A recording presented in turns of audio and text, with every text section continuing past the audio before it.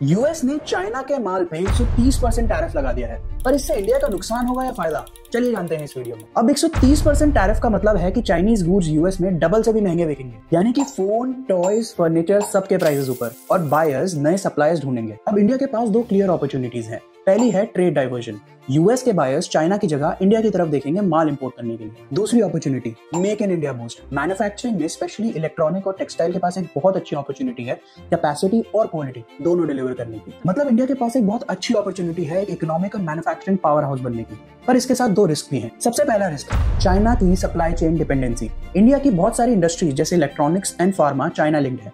अगर ये supply chain हिलती है तो कॉस्ट और डिलेज बढ़ेंगे। दूसरा और सबसे बड़ा रिस्क, ट्रम्प बाबा की ये टैरिफ वॉर की वजह से मार्केट्स पूरे हिल चुके हैं, तो इसकी वजह से डिमांड और कैपेक्स दोनों में प्रेशर आ रहा है। किसी के पास उतना पैसा ही नहीं कि खर्चा कर सके। बॉटम लाइन ये है कि इंडिया अगर पॉलिसी के झंझट और कैपेसिटी मेंटेन करके चला और एक क्वालिटी प्रोडक्ट डिलीवर करा तो इंडिया के लिए ये विन है, वरना इंडिया के लिए बहुत बड़ा शॉकर भी हो सकता है। पर क्या ये एक मोमेंट है इंडिया के लिए ग्लोबली शाइन करने का या फिर एक झटका? कमेंट्स पे बताइए। हाय गाइस, मेरा नाम है रुद्रांश और इस चैनल में मैं एड्स का ब्रेकडाउन देता हूँ, उनके पीछे छुपी हुई क्रिएटिविटी, मार्केटिंग और स्ट्रैटेजी डिस्कस करता हूँ। मुझे ऑलमोस्ट 10 साल हो चुके हैं इंटरनेशनल ब्रांड्स के साथ मार्केटिंग करते हुए, और यही इंसाइट्स और अपनी लर्निंग्स में इस चैनल में आपको बताना चाहता हूँ। तो अगर आपको मार्केटिंग, ग्रोथ और क्रिएटिविटी में इंटरेस्ट है, प्लीज सब्सक्राइब करें।